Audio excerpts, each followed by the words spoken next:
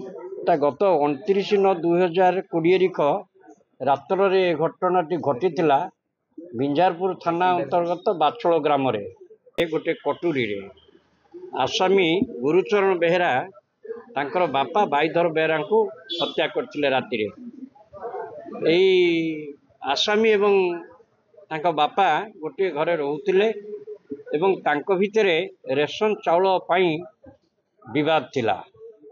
तेणु से एथिरे उत्क्षिप्त होई तांको पिता को हत्या करथिले एवं यही घटना को लेकिन 30/9/2020 तांकर बड़ भाई सनातन बेहेरा बिंजारपुर थाना एक लिखित एतला रुजु करथिले। यही लिखित को आधार करी बिंजारपुर पुलिस तदंत करथिले जारी रखिथिले एवं तदंत परे 302 दफारे अभियोग फर्द कोर्ट रे दाखल करथिले। आज से मकदमार राय मान्यवर जिला जज और दौरा जज श्रीयुक्त अमृत रंजन नंदन इजलास रे विचार हुई आज राय प्रकाश पाई।